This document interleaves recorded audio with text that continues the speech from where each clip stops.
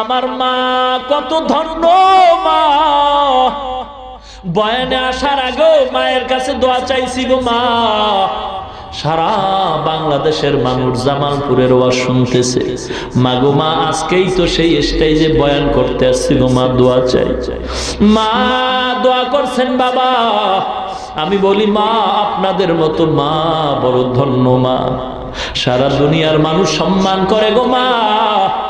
একটু দোয়া করবেন আল্লাহ যেন ইখলাস অন্তরে রাখে, অহংকার যেন অন্তরে ঢুকানোর সুযোগ না পায়। এ জামালপুরের মা বোনেরা গো, মাইকের আওয়াজ কি চায় না? বৃদ্ধ বাবাজিরা গো, মনটা কি চায় না তুমি একজন আলেমের বাবা হইবা, হাফেজে কোরআনের বাবা হইবা?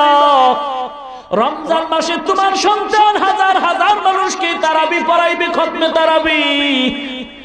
ওই মহিলা দোয়া করে, আল্লাহ তুমি আমার সন্তান যাও দিছো, ওর বাবা নিয়ে গেছো, এখন আমি কেমন করে সন্তানটারে আলেম বানাবো? কপাল পুড়ে গেছে, টাকা নাই পয়সা নাই, কেমনে সন্তান আলেম হবে?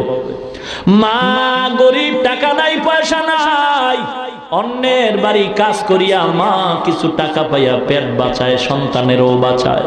আস্তে আস্তে সন্তান যখন বড় হয়, সন্তান বুঝের হয়ে গেছে, কথা বলতে পারে, লেখাপড়ার সময় অতিক্রম হতে চলছে, সন্তানের হাত ধইরা কয়, মা আমার বুক ভরা আশা আমার পূরণ হয় নাই গো সন্তান, আমার আশা ছিল আমি তোমার হাফেজ বানাবো, আলেম বানাবো, না না তোমার বাবা নাই, আমি গরিব, অন্যের ঘরে কাজ করে জীবন চালাই, যাও তুমিও নাইমা যাও, অন্যের বাড়ি যদি কোনো কাজ পাও কাজ করে পেট বাঁচাও, কিন্তু আমার কাছে আর রাখার সুযোগ নাই, লেখাপড়া করানোরও সুযোগ আমার হবে না।